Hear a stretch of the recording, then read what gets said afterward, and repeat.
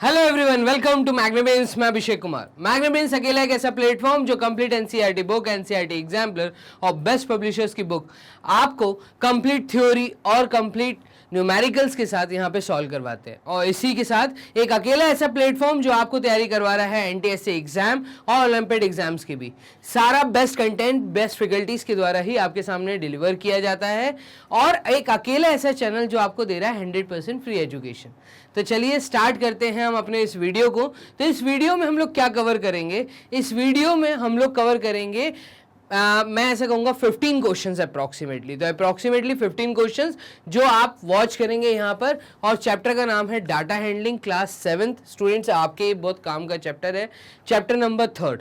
ठीक है, तो मोस्ट इंपॉर्टेंट क्वेश्चंस आप लोग यहाँ पे वॉच कर रहे हैं। मतलब ये जो सीरीज आप देख रहे हैं ये है मोस्ट इंपॉर्टेंट क्वेश्चंस की। और उम्मीद करता हूँ इससे पहले जो मैंने 25 क्वेश्चन आपको करवाए थे वो आपने कंप्लीट तरीके से सॉल्व किए होंगे और इसी के साथ आपने इसकी थ्योरी भी बहुत अच्छे से वॉच की होगी।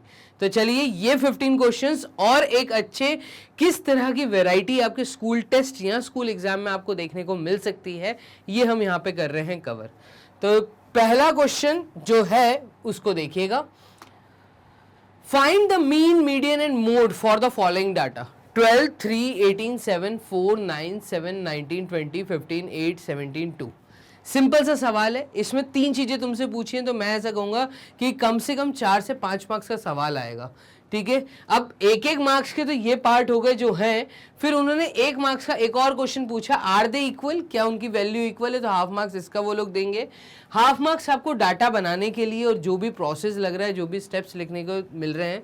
तो 4 मार्क्स में मुझे ऐसा लगता है 4 या 5 मार्क्स में इस तरह का सवाल तुम्हारे सामने आना चाहिए। तो स्कूल टेस्ट के हिसाब से, स्कूल एग्जाम के हिसाब से एक अकेला ऐसा सवाल जहाँ पे एक ही सवाल में आपसे तीनों चीजें पूछी जा सकती हैं। आप लोगों ने 25 क्वेश्चन जब सॉल्व किए थे मोस्ट इंपॉर्टेंट, उसमें आपने देखा था कि अलग से मीन की किस प्रकार की वैरायटी थी, मोड की किस तरह की वैरायटी थी, मीडियन की वैरायटी क्या थी। यहाँ पे आपने तीनों चीजों का कॉम्बिनेशन देखा। चलिए तो देखिएगा, आपको जो डाटा दिया है सबसे पहले तो इस गिवन डाटा को हम करेंगे अरेंज। जब तीनों चीजें आपसे पूछें तो तीनों चीजें हम कैलकुलेट करेंगे, बट पहले हम कर लेते हैं डाटा को अरेंज। ठीक है, तो हमें जो डाटा दिया है इसमें सबसे छोटी वैल्यू मुझे दिख रही है 2।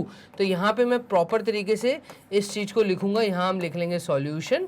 ठीक है, on arrangement of the data, on arranging the data, अगर मैं डाटा को अरेंज कर दूं तो ऑन अरेंजिंग द डाटा हम कहेंगे डाटा अरेंज होने के बाद कैसा दिखेगा, तो उसको अरेंज करके लिखेंगे। देखिए पहले सबसे छोटा नंबर हमें 2 दिख रहा है, देन 3 दिख रहा है, देन 4 दिख रहा है।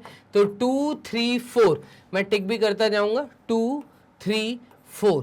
इसके बाद 5 नहीं है, 6 नहीं है, 7 है, 7 और 8।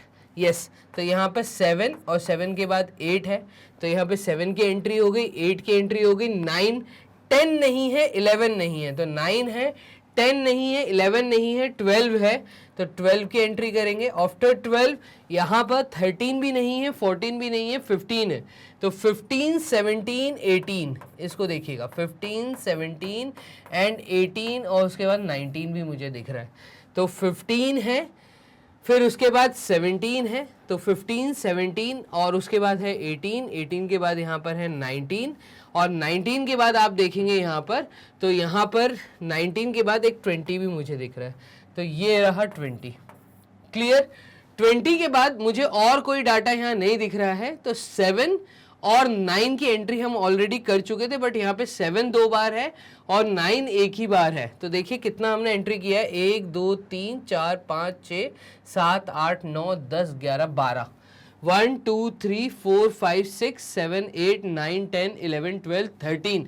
यस, हमने यहाँ पर एक 7 की एंट्री छोड़ी है, तो ये 7 की एंट्री यहाँ पे एक और आएगी। तो 2 बार 7 था, तो ये 2 बार 7 हो गया, तो 2, 3, 4। ठीक है, 2, 3, 4, देन उसके बाद 2 बार 7 और 8, 9, 12, 15, 17, 18, 19, 20। देखिए डाटा अरेंज करने का हाफ मार्क्स हमें मिल जाएगा। तो यहाँ पे ऑन अरेंजिंग द डाटा ये हमने कर दिया। अब मुझे निकालना है इसका मीन। तो मीन का मतलब क्या होता है? तो सबसे पहले मीन का मतलब होता है सम ऑफ ऑल द ऑब्जर्वेशंस। तो सम ऑफ ऑल द ऑब्जर्वेशन, सारी ऑब्जर्वेशंस का आप सम कर दीजिए और divided with total number of observations. तो टोटल आपको कितनी ऑब्जर्वेशंस दी थी? तो टोटल नंबर ऑफ ऑब्जर्वेशंस यहाँ आ जाएंगी और आपको मीन मिल जाएगा। क्लियर है? मीन मतलब एवरेज। तो यहाँ पे सम ऑफ ऑल द ऑब्जर्वेशन, इन सब का सम करना है। तो दैट मीन्स 2 + 3 + 4 + 7 + 7 + 8 + 9 + 15 + 17 + 18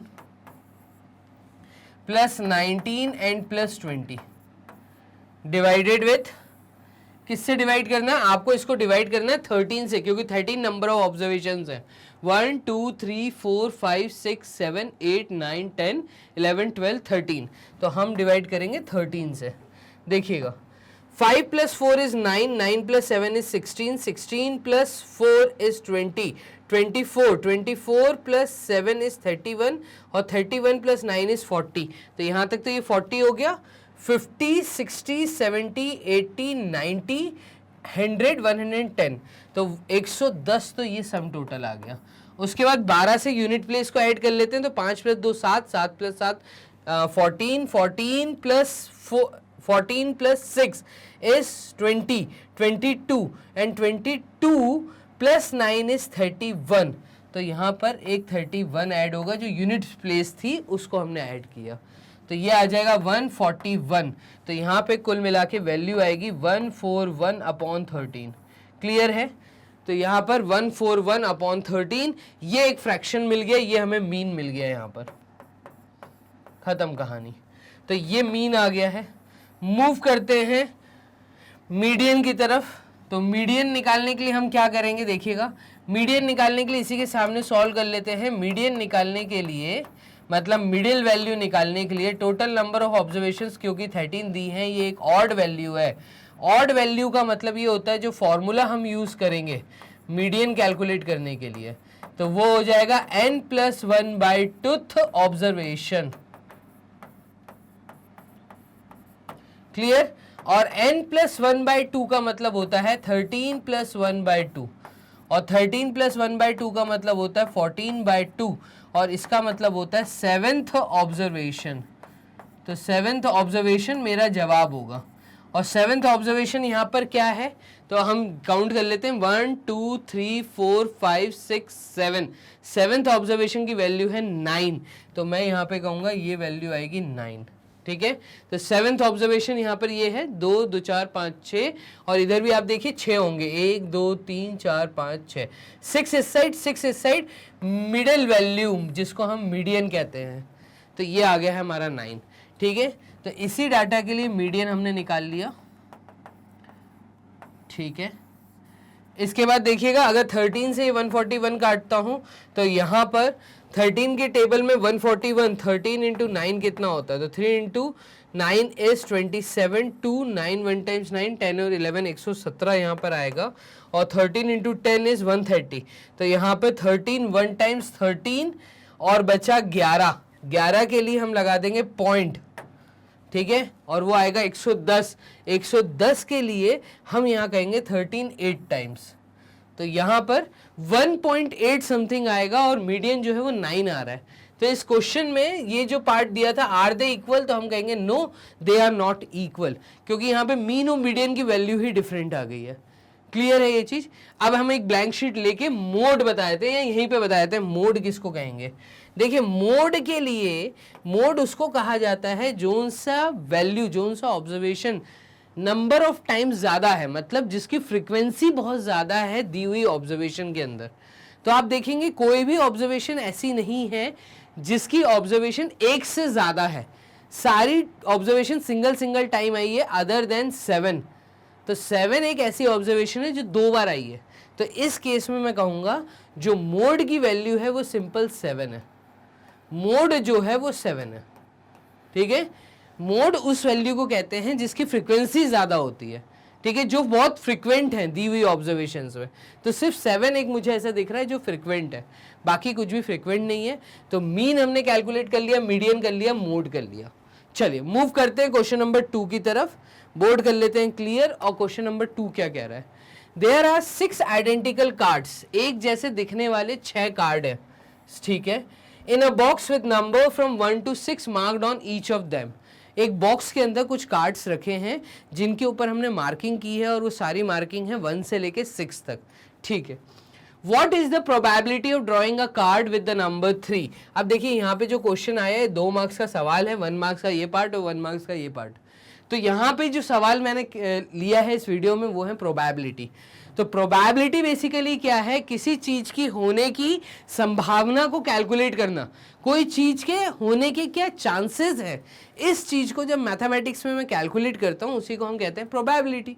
तो प्रोबेबिलिटी क्या दी है, देखो प्रोबेबिलिटी का जो फॉर्मूला हमें पता है बड़ा सिंपल सा है।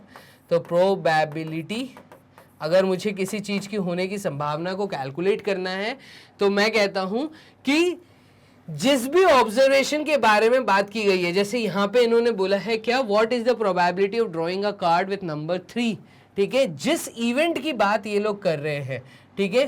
तो event, the number of times the event occurred, number of times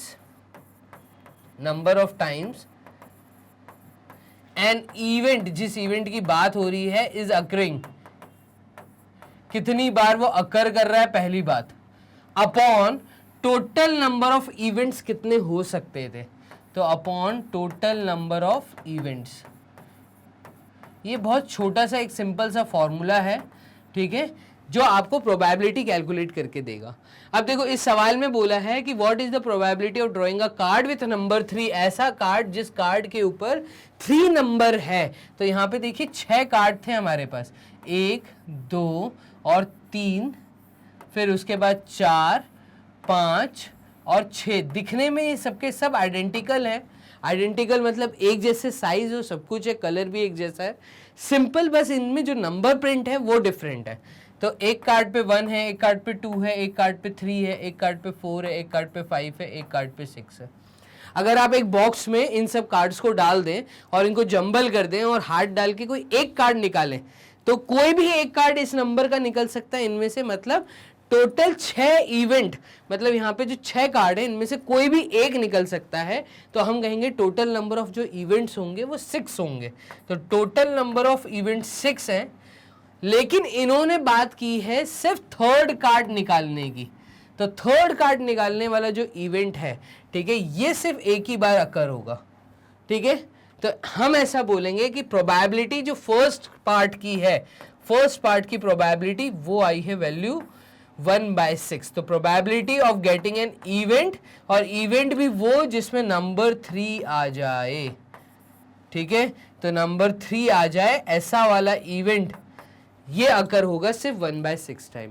ऐसे ही सेकंड क्वेश्चन में इन्होंने कहा है what is the probability of drawing a card with number 4, ऐसा कार्ड जो जिसके ऊपर 4 प्रिंट हो। तो ऐसा एक ही कार्ड है, अगेन मैं कहूंगा कि probability of getting an event with number 4 ये भी 1/6 है। आउट ऑफ 6 कार्ड एक बार ये इवेंट हो सकता है, ठीक है, कि नंबर 4 बाहर निकले। तो 1/6 दोनों का आंसर आएगा। तो यहाँ पे फाइनली फर्स्ट और सेकंड का आपने जवाब दे दिया। तो ये प्रोबेबिलिटी टाइप के सवाल थे। क्वेश्चन नंबर 2 आप लोगों ने यहाँ पे कर लिया है। मूव करते हैं क्वेश्चन नंबर 3 की तरफ। थर्ड क्वेश्चन क्या कह रहा है इसको देखिएगा। A coin is tossed to decide, एक कॉइन को टॉस किया गया। तो एक कॉइन को जब भी टॉस किया जाता है, कॉइन में 2 ही फेस होते हैं, या तो वो हेड होगा या तो वो टेल होगा, ठीक है। और ये बायस्ड कॉइन होता है। बायस्ड कॉइन का मतलब है कि कॉइन में दोनों साइड पे हेड हेड या टेल टेल नहीं हो सकते, ठीक है। एक साइड हेड है, दूसरे साइड टेल है। जब ये टॉस होगा और जमीन पे गिरेगा तो ये कोई ना कोई एक फेस दिखाएगा। ऐसा हम नहीं मान के चलते कि कॉइन जो है वो स्ट्रेट पोजीशन में गिरे। तो ये सब चीज़ें हम जब कंडीशंस कंसीडर नहीं करते, सिंपल सी कंडीशन रहती है कि जो भी नंबर ऑफ फेसेस हैं उतने टोटल नंबर ऑफ इवेंट्स रहेंगे। तो यहाँ पे टोटल नंबर ऑफ इवेंट्स 2 होंगे, ठीक है, या तो हेड आएगा या तो टेल आएगा। इन्होंने बोला है a coin is tossed to decide which team starts the game. एक कॉइन को हमने टॉस किया गया और हमने ये डिसाइड करने के लिए टॉस किया कि कौन सा मैच पहले खेलेगा, कौन सा टीम पहले खेलेगा, ठीक है, कौन सा टीम स्टार्टिंग करेगा।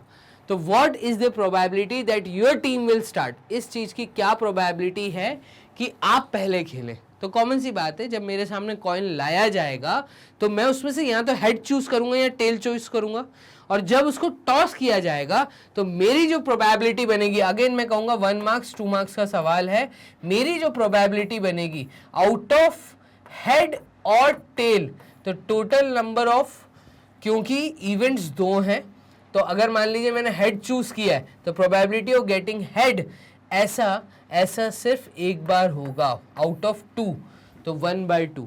तो टोटल नंबर ऑफ इवेंट्स 2 हो सकते हैं, मैंने हेड चूज किया है तो ऐसा 1 होगा।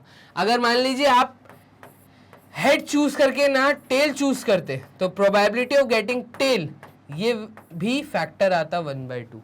तो जो भी प्रोबेबिलिटी आएगी, जो भी जीतने के चांसेस होंगे वो 50-50 होंगे, तो 1/2 उसको हम कहते हैं। क्लियर है? तो क्वेश्चन नंबर 3 कैसे सॉल्व करना था। मूव करिए, क्वेश्चन नंबर 4 क्या कह रहा है, ये कह रहा है सीरीज को अरेंज करिए, किस ऑर्डर में, असेंडिंग ऑर्डर में, एंड कैलकुलेट मोड, और उसके बाद मोड बताइए।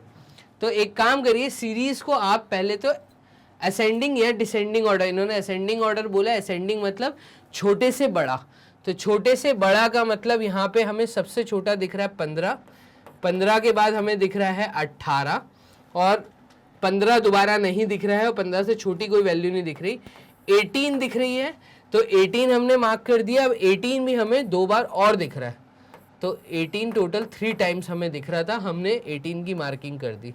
तो 15, 18, 18 के बाद 19, ठीक है, 19 एक बार दिखा, 20 एक बार दिखा, ठीक है, देन उसके बाद 22, 25, तो 20 एक्चुअली एक बार नहीं है 2 बार है, ये लास्ट में भी लिखा है, ठीक है। 20 के बाद यहाँ पर आएगा 22, और 22 के बाद आएगा 25, 26 एंड देन 30।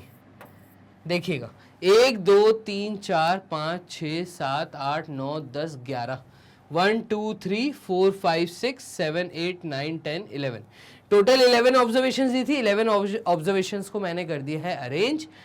यहाँ पर 18 आने की जो संभावना है, मतलब मोड, तो आप देखिए 18 क्योंकि 3 टाइम्स लिखा है और 20 सिर्फ 2 टाइम्स लिखा है, तो मैं कहूंगा जो मोड है इस ऑब्जर्वेशन का, ठीक है, वो मोड आ रहा है 18। सिंपल 1 मार्क्स का सवाल। तो इस तरह के डेफिनेटली सवाल बनते हैं। यहाँ पे हमने मोड बोला, ये 18 आया है। तो 4th क्वेश्चन हमने यहाँ कर लिया सॉल्व, बोर्ड कर लेते हैं क्लियर। मूव करते हैं क्वेश्चन नंबर 5 की तरफ। तो 5th क्वेश्चन क्या कह रहा है, इसको देखिए। For what value of x the mode of the following data is 11। अब देखो यहाँ पे क्या है, ये कह रहा है कि आपको अगर मैं मोड दे दूं, क्लियरली बोल दूं कि मोड 11 है, ठीक है, और आपके सामने अगर डाटा है, उस डाटा के अंदर अगर x की वैल्यू है, तो आपको देखो गिवन डाटा क्या है।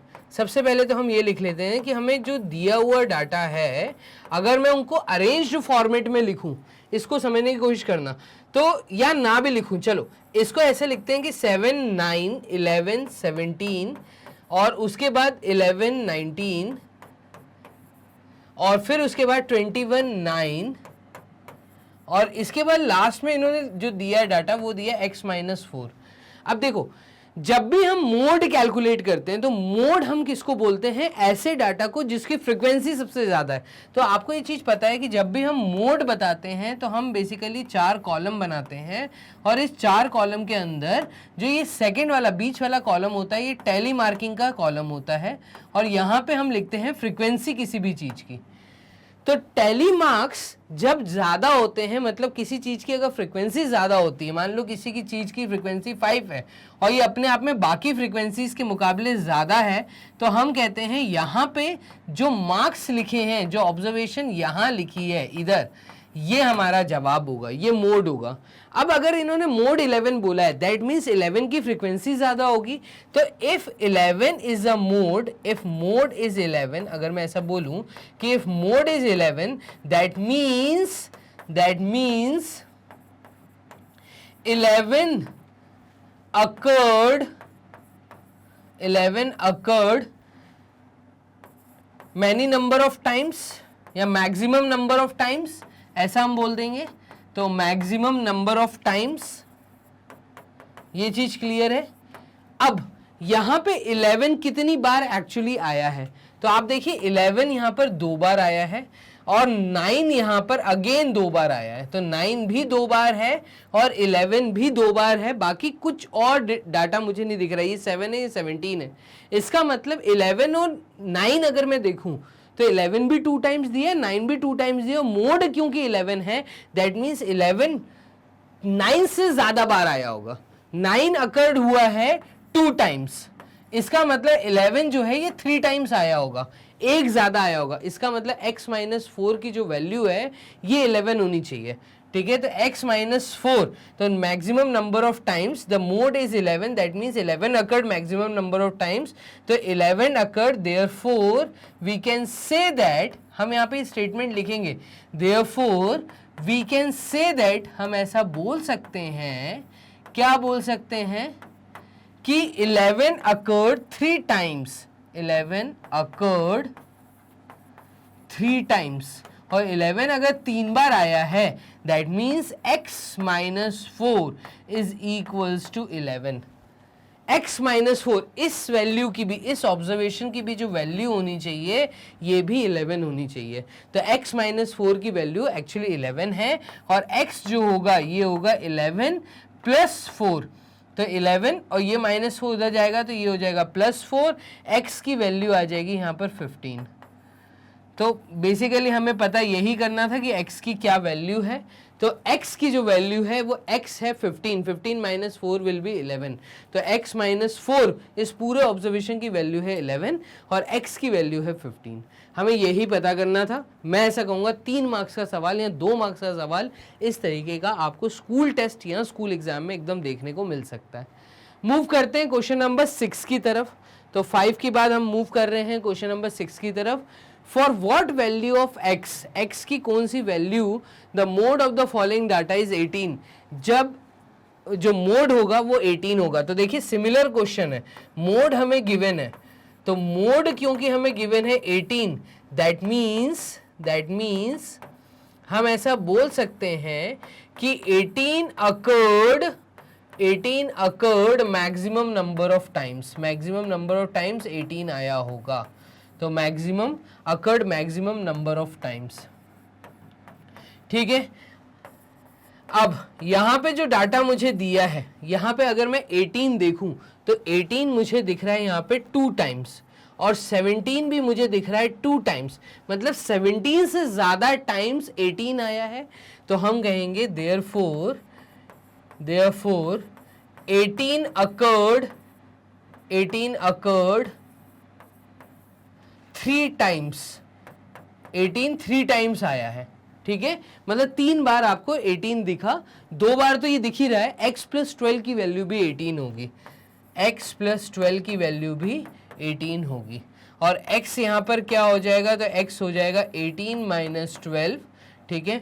तो ये आएगा 6, हम कहेंगे x की वैल्यू आ रही है 6, 18 में से 12 गए तो यहाँ पे x की वैल्यू आएगी 6। ये तरीका था क्वेश्चन नंबर 6 करने का। मूव करते हैं क्वेश्चन नंबर 7 की तरफ, बोर्ड कर लेते हैं क्लियर।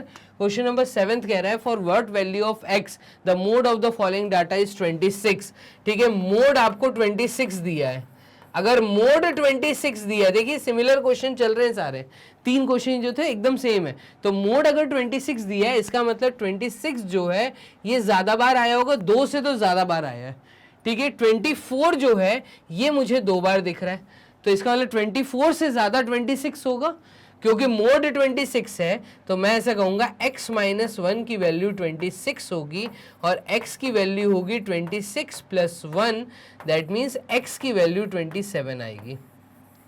अगर मोड 26 दिया है तो 26 ज्यादा टाइम्स आया, ज्यादा कितनी बार आया, 2 बार तो दिख रहा है ऑलरेडी, 26 2 बार तो दिख रहा है ऑलरेडी, तीसरी बार भी ये जो वैल्यू है x माइनस 1 इसकी वैल्यू भी 26 होगी। तो इस कारण क्वेश्चन नंबर 7 हमने कर लिया सॉल्व।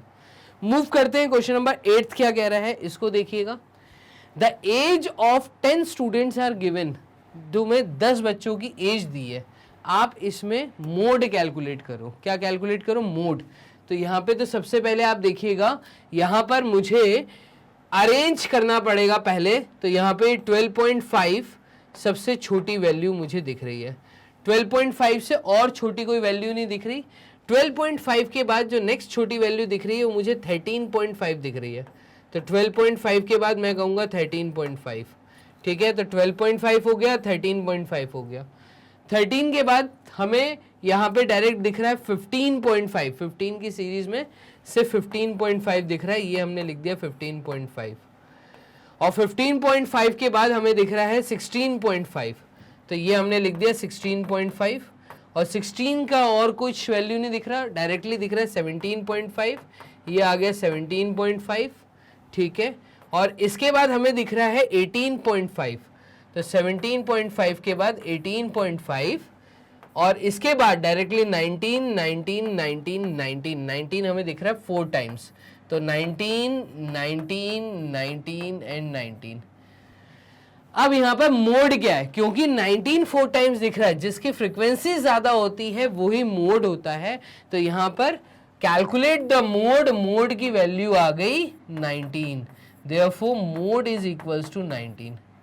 समझ आ रही है, मोड 19 होगा। सिंपल सा 1 मार्क्स का क्वेश्चन डेफिनेटली आपको देखने को मिल सकता है।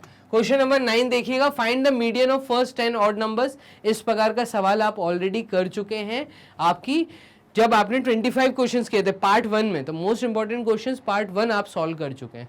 Find the median of the first 10 odd numbers. देखिए मीडियन दिया है और फर्स्ट 10 ऑड नंबर्स बोले, तो पहले 10 ऑड नंबर्स क्या होते हैं, तो यहाँ पे देखिएगा 1, 3, 4, 5, 7, ठीक है। तो 1, 2, 3, 4, 5, 6, 7, 9, 9 के बाद 11, 11 के बाद 13, 13 के बाद 15, 15 के बाद 17, 17 के बाद यहाँ पर आएगा 19, और 19 के बाद आएगा यहाँ पर 21। तो पहले 10 ऑड नंबर्स 1, 2, 3, 4, 5, 6, 7, 8, 9, 10, 11, ठीक है। तो 19 तक ही यहाँ पे आएगा। फिर उसके बाद इन 19 ऑड नंबर्स में से, सॉरी, जो पहले 10 ऑड नंबर्स है, क्योंकि 10 है, 10 n की वैल्यू क्योंकि 10 है, इसका मतलब 10 अपने आप में एक इवन वैल्यू है, और 10 अपने आप में एक इवन वैल्यू है, तो इसका मीडियन निकालने के लिए हम जो फॉर्मूला यूज करते हैं वो आप यूज करते हैं n/2th observation added with n/2 + 1th observation और टोटल डिवाइडेड विथ 2, इसी तरीके से करते। और n/2 मतलब 10/2 आएगा, मतलब 5th ऑब्जर्वेशन, तो यहाँ पे 5th ऑब्जर्वेशन जो भी है वो ऐड होगी 6th ऑब्जर्वेशन के साथ, ठीक है। इनकी जो भी वैल्यू आएगी वो डिवाइड हो जाएगी 2 के साथ। तो यहाँ पे 5th ऑब्जर्वेशन क्या है, 1, 2, 3, 4, 5, 5th ऑब्जर्वेशन है 9, 9 + 6th ऑब्जर्वेशन है 11, इनकी जो भी वैल्यू आएगी वो डिवाइड कर दीजिए 2 से, तो ये आ जाएगा 20 डिवाइडेड बाई 2, दैट मीन्स 10। तो यहाँ पे जो मीडियन निकल के आया, जो मिडिल वैल्यू निकल के आई है वो निकल के आई है 10। क्लियर है, तो मीडियन है 10, 9 और 11 के बीच में जो मीडियन आया वो है हमारा 10। तो इस तरीके से आप मीडियन कैलकुलेट कर सकते हैं। मूव कर लेते हैं, क्वेश्चन नंबर 10 देख लेते हैं। Find the median of 8 even numbers. 8 even numbers की अगर बात हो तो 2, 4, 6, 8, 10, ठीक है। तो यहाँ पे 8 की बात हो रही है, 10 के बाद यहाँ पे ये आ जाएगा 12, 14 और उसके बाद ये आ गया 16, तो 4 और 4 8। 8 इवन नंबर्स का मीडियन कैलकुलेट करना है। तो मीडियन कैलकुलेट करने के लिए हम जो फॉर्मूला यूज करेंगे, क्योंकि n हमें फाइनली दिख गया कि n क्या है, n है 8, और 8 एक इवन नंबर होता है, और 8 अगर एक इवन नंबर है, फॉर्मूला वही सेम जो अभी हमने पीछे किया, यहाँ पे 8 इवन है, दैट मीन्स हम बोलेंगे n/2th observation added with n/2 + 1th observation. इस तरह के सवाल बहुत देखने को मिलते हैं 3 मार्क्स के अंदर, ठीक है, 7th क्लास स्टूडेंट्स आप लोगों के लिए। तो यहाँ पे ये हो जाएगा डिवाइड बाई 2, ये हो जाएगा 8/2 मतलब 7th ऑब्जर्वेशन, 8/2 मतलब 4th ऑब्जर्वेशन, ये आ जाएगा 4th ऑब्जर्वेशन। तो यहाँ पे ये 4th ऑब्जर्वेशन आएगा, 4th ऑब्जर्वेशन एडेड विथ 8/2 मतलब 4 + 1 मतलब 5th ऑब्जर्वेशन, तो ये आ जाएगा 5th observation, it is divided by 2, ठीक है। और फोर्थ ऑब्जर्वेशन क्या है, तो फोर्थ ऑब्जर्वेशन है 8 और फिफ्थ ऑब्जर्वेशन है 10। तो 8 plus 10 divided by 2, that means 18 divided by 2 which will give you 9। 2 9 times 18, तो फाइनली हमारा मीडियन निकल के आएगा 9। क्लियर है। तो इसी प्रकार से आपने 10 क्वेश्चन फाइनली देख लिए हैं। 10 क्वेश्चंस के बाद टोटल 15 क्वेश्चंस इस वीडियो में हैं। वीडियो एक छोटी सी वीडियो है, लेंथ पूरी देखिएगा, ये मतलब वीडियो पूरी देखिएगा, क्योंकि एक एक सवाल हो सकता है, मुझे तो ऐसा लगता है 2 मार्क्स में आप लोगों को कहीं आपके स्कूल एग्जाम में सिमिलर क्वेश्चन देखने को ना मिल जाए, क्योंकि सारी वेराइटी इस वीडियो में कवर अप हुई है। आगे देखिए, if 10 13 15 18 x+1 x+3 30 32 35 41 are 10 observations, अगर ये 10 ऑब्जर्वेशंस हैं जो कि असेंडिंग ऑर्डर में ऑलरेडी अरेंज्ड है, आपको कुछ नहीं करना, विद द मीडियन 24। देखो आपको मीडियन की वैल्यू दी है, मीडियन आपको यहां पे दिया है 24। Total number of observations n भी आपको दिया है कि 10 ऑब्जर्वेशंस है, और 10 ऑब्जर्वेशंस का मतलब 10 एक इवन वैल्यू है। और मीडियन कैलकुलेट करने के लिए इन्होंने जो फॉर्मूले का यूज किया होगा वो किया होगा n/2th observation added with n/2 plus 1th observation, ठीक है, कंप्लीट ब्रैकेट डिवाइडेड बाय 2। इस तरीके से इन्होंने किया होगा, ठीक है। और मीडियन क्योंकि हमें दिया हुआ है, मीडियन हमें दिया है 24, ठीक है। n/2 का मतलब है 10/2 मतलब 5th observation added with n/2 मतलब 5 + 1 मतलब 6th ऑब्जर्वेशन डिवाइडेड विथ 2, ठीक है। 5th ऑब्जर्वेशन क्या है यहां पर, तो आप देखिएगा 1 2 3 4 5, 5th एंड 6th ऑब्जर्वेशन ये वैल्यूज हैं, तो हम कहेंगे 24 is equals to 5th observation की वैल्यू है x+1 प्लस 6th ऑब्जर्वेशन की वैल्यू है x+3। क्लियर है। और ये कंप्लीट चीज डिवाइड बाय 2 होगी। इस तरीके से ये डेफिनेटली ज्यादा मार्क्स में आपको देखने को मिल सकता है। सॉल्व कर दीजिए, तो ये सॉल्व होने पे देगा 24 इज इक्वल्स टू x+x मतलब 2x और 1 + 3 मतलब 4, तो 2x + 4 डिवाइडेड विथ 2। क्लियर है। और ये आपकी वैल्यू हो जाएगी 24 मल्टीप्लाइड विथ 2, ये 2 डिवीजन में है, ये 24 के पास जाएगा और इधर आएगा 2x + 4, ठीक है। 2 × 4 इज 8, 2 × 2 इज 4, 48 -4 इज इक्वल्स टू 2x। 48 में से -4 गए तो ये 44 इज इक्वल्स टू 2x, और 44 डिवाइडेड बाय 2, तो 44 divided by 2 is equals to x, तो ये x की वैल्यू आ जाएगी 22। फाइनली x आपको फाइंड करना था, आपने x फाइंड कर लिया, x की वैल्यू है 22, find the value of x, x is 22। ठीक है। यहाँ पे एक ट्विस्ट और दे सकते थे, वो कहते हैं कि इन दोनों ऑब्जर्वेशंस की वैल्यू बताइए, तो आपकी जो x निकला है इस x को यहाँ डालकर आप कहते कि ये 23 आएगा और ये आएगा 25, ठीक है। +3 करते अगर 22 में तो 25 आता। तो क्वेश्चन नंबर 11 हो गया हमारा सॉल्व। क्वेश्चन नंबर 12 देखिएगा, यहाँ पे ये कह रहा है फिल इन द ब्लैंक्स। तो एक बहुत प्यारा सवाल है कि क्वेश्चन नंबर 12 में फिल इन द ब्लैंक्स में तीनों चीजें वो दी हैं जो हाफ मार्क्स या 1 मार्क्स में बहुत ज्यादा पूछी जाती हैं अगर प्रोबेबिलिटी रिलेटेड क्वेश्चंस आ गए। तो ये है the probability of a sure event. अब देखो यहाँ पे 2 चीजें होती हैं, एक होता है श्योर इवेंट और एक होता है इम्पॉसिबल इवेंट। तो जो बेसिकली प्रोबेबिलिटी है वो लाई करती है हमेशा 0 और 1 के बीच में। इसका मतलब ये जो लास्ट वाला पार्ट है यहाँ पे लिखा है 0 और 1, मतलब प्रोबेबिलिटी की जब भी कोई वैल्यू कैलकुलेट होकर आएगी वो हमेशा 0 और 1 के बीच में आएगी। या तो 0 होगी या 1 होगी या 0 और 1 के बीच में होगी। कभी भी प्रोबेबिलिटी की वैल्यू 0 से कम नहीं होगी और 1 से ज़्यादा नहीं होगी। ठीक है, 1 से ज़्यादा मतलब 1.1 भी नहीं हो सकती। ठीक है, 1 हो सकती है करेक्ट। तो जब 1 होती है मतलब हम ऐसा बोलते हैं किसी चीज की होने की संभावना, ठीक है, एकदम पक्की चीज ये होगा ऐसा ही है, तब हम कहते हैं ऐसे इवेंट को हम श्योर इवेंट कहेंगे जब वैल्यू निकल के 1 आती है। इसलिए यहाँ पे वैल्यू 0 से 1 के बीच में लाई करती है। और जब किसी चीज की ना होने की संभावना, मतलब आपने कुछ बोला और वो पॉसिबल हो ही नहीं सकता, इम्पॉसिबल है, तो इस केस में हम कहते हैं प्रोबेबिलिटी की जो सबसे मिनिमम वैल्यू है वो 0 आ सकती है। इसीलिए जो थर्ड पार्ट है, the value of probability lies always between 0 and 1। ठीक है, श्योर इवेंट के लिए 1, इम्पॉसिबल इवेंट के लिए 0। तो ये तीनों चीजें बहुत अच्छे से याद कर लीजिएगा, ये हाफ मार्क्स या ट्रू एंड फॉल्स में डेफिनेटली आपसे पूछ सकते हैं। बोर्ड कर रहा हूं मैं क्लियर। यहां पर मूव करते हैं क्वेश्चन नंबर 13 की तरफ। Tell whether the following is certain to happen. ये बताइए कि कोई चीज होना मतलब सर्टेन है, पक्का होगी। तो यहाँ पे बेसिकली क्या है, आपको स्टेटमेंट लिख के दिए हैं, 4 स्टेटमेंट लिखे हैं और आपसे ये कहा है कि क्या ये स्टेटमेंट इम्पॉसिबल है, हो ही नहीं सकता, या पक्का ही होंगे, या हो सकते हैं लेकिन पक्का नहीं बोलेंगे। हो सकता है लेकिन पक्का नहीं बोलेंगे, मतलब तुम्हें 3 शब्द दिए हैं। प्रोबेबिलिटी जब भी आप पढ़ते हैं तो ये 3 चीज़ों को हमेशा याद रखना, किसी चीज़ की ना होने की संभावना, किसी चीज़ की होने की संभावना, और किसी चीज़ का होना बट पक्का ना होना।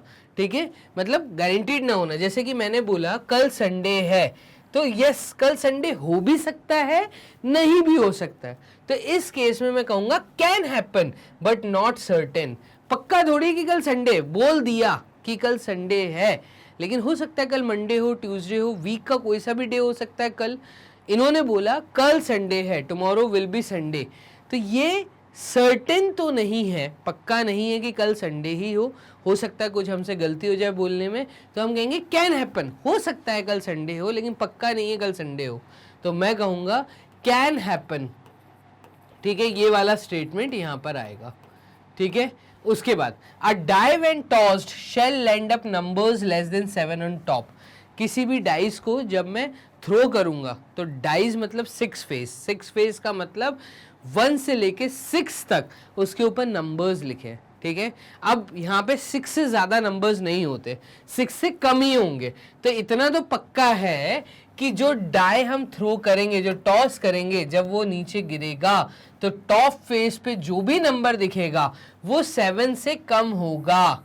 ये एकदम सर्टेन है, ये एकदम क्लियर व्यू है, सर्टेन टू हैपन। ठीक है, तो यहाँ पे हम बोलेंगे certain to happen, can happen. पहले वाले स्टेटमेंट में आएगा कैन हैपन, सेकेंड वाले में आएगा सर्टेन टू हैपन। ऐसे ही a tossed coin will land up tail. किसी भी कॉइन को जब मैं टॉस करूंगा, जब वो नीचे गिरेगा तो हमेशा टेल आएगा क्या? नहीं, हमेशा टेल या हेड, कुछ भी एक फेस आ सकता है। हम कहेंगे कैन हैपन, हो सकता है कि टेल आए। ठीक है, लेकिन ये सर्टेन नहीं है। फिर उसके बाद in a throw of a coin number getting 1 to 6। In a throw of a coin हमें जो नंबर मिलेगा वो 1 से 6 के बीच में कोई भी नंबर हो सकता है। कॉइन टॉस करने में तो कॉइन में तो 2 फेस होते हैं, यहाँ तो हेड होता है, यहाँ टेल होता है, नंबर तो होता ही नहीं। हाँ, 1 रुपए का कॉइन, 50 पैसे का कॉइन, 2 रुपए का कॉइन, वो एक अलग बात है। यहाँ पे कॉइन को हम देखते हैं सिर्फ 2 फेस के मतलब प्रोस्पेक्टिव से। मतलब कॉइन जब भी आप बोलेंगे तो उसमें 2 फेस है, एक हेड फेस है, एक टेल फेस है। हेड फेस जहाँ पे सिंबल बना है और टेल फेस जहाँ पे कोई नंबर प्रिंट है, लेकिन उसमें 1 और 6 नंबर दिखे, ये चीज पॉसिबल नहीं है। तो हम कहेंगे ये एक इम्पॉसिबल इवेंट है, this is an impossible event. Number नहीं आता, उसमें हेड या टेल, सिर्फ 2 फेस आते हैं। क्लियर है? हाँ, अगर इस कॉइन की जगह यहाँ पे डाइज होता कि डाइस को हमने थ्रो किया, कोई ना कोई नंबर आ सकता है 1 से 6, तो मैं कहूँगा ये एकदम सर्टेन टू हैपन आएगा। ठीक है, तो ये मैंने 4 स्टेटमेंट दिए थे। 4 स्टेटमेंट के लिए आप कौन सा वर्ड रख सकते हैं, ये चीज़ यहाँ पे क्लियरली आपको पता होनी चाहिए। क्वेश्चन नंबर 13 के बाद मूव करते हैं क्वेश्चन नंबर 14 की तरफ। 14th क्वेश्चन देखिएगा, इसमें कह रहा है a coin is tossed 200 times. कोई कॉइन है, उसको टॉस्ट किया गया है 200 टाइम्स। तो कॉइन को टॉस किया है 200 times, coin is tossed 200 times. ठीक है, फिर उसके बाद and head is obtained 80 times. तो हेड ऑब्टेन हुआ है, एक इवेंट है हेड इवेंट। ठीक है, head event getting getting an head event, ऐसा बोल दीजिए, getting an head event, getting head event. और जो हेड वाला इवेंट है ये कितनी बार आया है? 80 टाइम्स। इसका मतलब 200 टाइम में से अगर हेड 80 टाइम्स आया तो क्या मैं ऐसा बोल सकता हूं जो टेल आया होगा, गेटिंग टेल इवेंट, ये इवेंट आया होगा 200 माइनस 80, तो 200 में से 80 को आप हटा दीजिए, तो यहां पे हम कह सकते हैं कि 120 टाइम्स जो है ये टेल आया होगा। ठीक है। On tossing a coin at random find the probability of getting a head.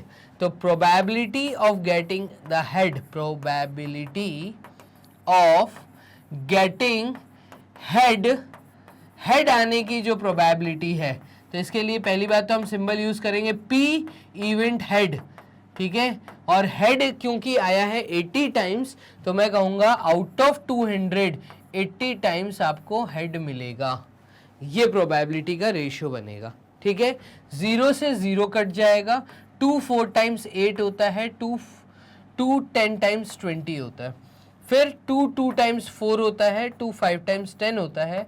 मैं कहूँगा यहाँ पे मुझे रेशियो मिलेगा 2/5। कुल मिला के ये आपकी वैल्यू आई, ये आपकी प्रोबेबिलिटी आई है 2/5। ऐसे ही इन्होंने कहा है एक टेल आने की प्रोबेबिलिटी, तो probability of getting tail, probability of getting tail, tail आने की जो प्रोबेबिलिटी है तो ये आपकी आ जाएगी P event of tail is equals to, ये है 120/200, 120/200। शून्य से शून्य कटा, 2 6 टाइम्स 12 होता है, 2 10 टाइम्स 20 होता है, 2 3 टाइम्स 6, 2 5 टाइम्स 10, यहाँ पे रेशियो आएगा 3/5। क्लियर है? तो यहाँ पे आप देखेंगे probability of getting tell is 3/5 and probability of getting head is 2/5। इन दोनों का सम, दोनों चीजों का हेड और टेल का जब मैं सम करूंगा आप देखेंगे आपकी जो प्रोबेबिलिटी आएगी वो वैल्यू 1 आएगी। तो ये एक चेक करने का बहुत अच्छा तरीका है, वेरीफाई करने का कि जितने भी number of total events occurred होते हैं, टोटल इवेंट्स कितने, 2 इवेंट्स हो सकते हैं, यहाँ तो हेड आ सकता है टेल आ सकता है, तो इन दोनों अगर प्रोबेबिलिटीज को मैं इन दोनों इवेंट्स को getting head added with probability of getting tail को जब मैं ऐड करूंगा इसकी वैल्यू हमेशा 1 आनी चाहिए। तो यहाँ पे देखो 2/5 प्लस 3/5, तो 2/5 प्लस 3/5 करने पे ये वैल्यू आ रही है 5/5 और 5/5 करने पे वैल्यू आ रही है 1। तो ये वेरीफाई करने का तरीका है जो आप हायर क्लासेस में समझने वाले हैं। ठीक है, तो यहाँ पर क्वेश्चन नंबर 14 हो गया। मूव करते हैं लास्ट क्वेश्चन जो इस वीडियो का है, वो लास्ट क्वेश्चन है क्वेश्चन नंबर 15। इसको देखिए, a student found the median 62 of a given data, describe and correct his error if any. आपके सामने एक डाटा दिया है, किसी स्टूडेंट ने बोला कि मीडियन इसका 62 आएगा। ठीक है, चेक कर लेते हैं। यहाँ पर मुझे जो डाटा दिया है, पहली बात तो मीडियन निकालने के लिए इस डाटा को अरेंज करना बहुत ज़रूरी है। सबसे छोटी वैल्यू है 42, तो यहाँ पे हम अरेंज कर लेते हैं। 42 42 2 बार हो गया। ठीक है, उसके बाद 42 के बाद 44 एक बार आया है और 44 के बाद 45 2 टाइम्स आया है, तो ये 45 2 टाइम्स हो गया। क्लियर है? इसके बाद 48 है और लास्ट में अरेंज किया तो बड़ा नंबर आया लास्ट में 52। क्लियर? अब मैं क्या करूंगा, तो कुल मिला के आप देखिए यहाँ पर कितनी ऑब्जर्वेशन है, तो 2 2 4 5 6 7 7 ऑब्जर्वेशन है।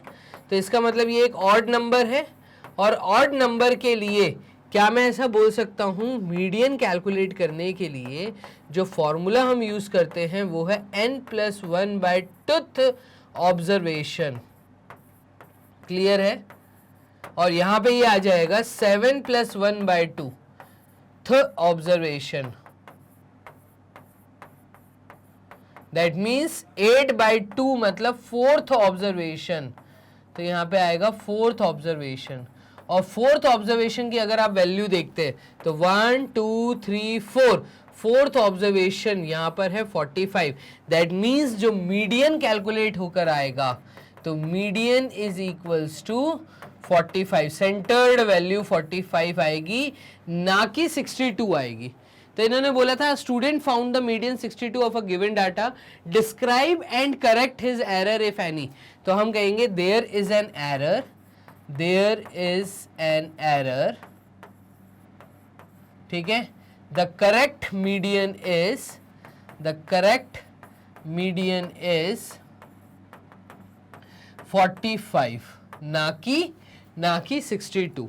क्लियर है ये चीज? तो इस तरीके से आपको चीजों को करना था सॉल्व, आपको पूरा एक प्रॉपर सॉल्व करके दिखाना था कि मीडियन है क्या, उन्होंने जो दिया है उन्होंने गलत बोला है, ये एरर है, इस एरर को हमने फाइंड किया और हमने करेक्ट कर दिया। क्लियर है? तो क्वेश्चन नंबर 15 भी हो गया, लास्ट सवाल भी आप लोगों ने फाइनली यहां कर लिया है सॉल्व। अब सर ये सारी वीडियोस हम कैसे एसेस कर सकते हैं, इसके लिए आपको सिंपल गूगल राजा के पास जाके टाइप करना है मैग्नेट बेंस। मैग्नेट बेंस टाइप करते ही आपके सामने ये इंटरफेस ओपन होगा। यहाँ पे आपको दिख रहा है एक्सप्लोर टॉप कोर्सेज, और एक्सप्लोर टॉप कोर्सेज के हेड के नीचे आपको दिखेगा क्लास 7th। अब आपको वॉच करने हैं क्लास 7th के थ्योरी के लेक्चर्स, या आपको एनसीईआरटी एग्जाम्पलर के सॉल्यूशंस देखने हैं, या आपको वॉच करना है मोस्ट इंपॉर्टेंट क्वेश्चन। तो आप जैसे ही क्लास 7th पे क्लिक करेंगे, क्लास 7th पे क्लिक करते ही आपके सामने वो सारे टीचर्स जिन्होंने क्लास 7th को सारे सब्जेक्ट्स को बहुत प्रॉपर तरीके से अच्छे कंटेंट के साथ यहाँ पे कंप्लीट करके अपलोड कर दिया है। तो आपको चाहे मैथ्स पढ़ना हो, आपको चाहे साइंस पढ़ना हो, चाहे इंग्लिश, संस्कृत, हिंदी, जो सा सब्जेक्ट कंप्लीट आप टीचर्स से यहाँ पे पढ़ सकते हैं। यहाँ पे मैथ्स 7th क्लास मेरे द्वारा आप लोगों को मिल जाएगी। वॉच नाउ पे क्लिक करते ही तो यहाँ पे प्रॉपर तरीके से अरेंज मैनर में आपको सारे टॉपिक्स दिखेंगे। जो सा भी टॉपिक आपको वॉच करना है उस टॉपिक पे क्लिक करिए, आपके सामने कुछ लिंक्स आएंगी जैसे कि थ्योरी लेक्चर्स की, फिर थ्योरी के बाद आपको मिलेगा एनसीईआरटी एग्जाम्पलर, वहाँ पे आपको एनसीईआरटी बुक के सॉल्यूशंस मिलेंगे एक्सरसाइज के, उसके बाद लिंक्स मिलेंगी आपको लास्ट में मोस्ट इंपॉर्टेंट की। तो मोस्ट इंपॉर्टेंट आपको वीडियोस वॉच करनी है, आप वहाँ से क्लिक करिए, घर बैठे बैठे आप तैयारी कर सकते हैं। तो इतना आसान है घर बैठे बैठे तैयारी करना, और वो भी 100% फ्री एजुकेशन। किसी तरह का कोई सब्सक्रिप्शन चार्ज आपको कहीं पे नहीं करना है। क्लियर है? चलिए जल्दी से एक वीडियो को लाइक दे दीजिए और पूरी इन्फॉर्मेशन को शेयर कर लीजिए आप अपने दोस्तों के साथ, अपने रिलेटिव्स के साथ, जो भी ऐसे स्टूडेंट्स जो अभी क्लास 8, 9, 10th, 11th, 12th में हैं, अगर आपसे बड़े हैं या आपसे छोटे हैं, उन तक भी इस इन्फॉर्मेशन को आप पास करिए। चलिए मिलते हैं एक नए टॉपिक में, तब तक के लिए अपना ध्यान रखिए। Bye and take care.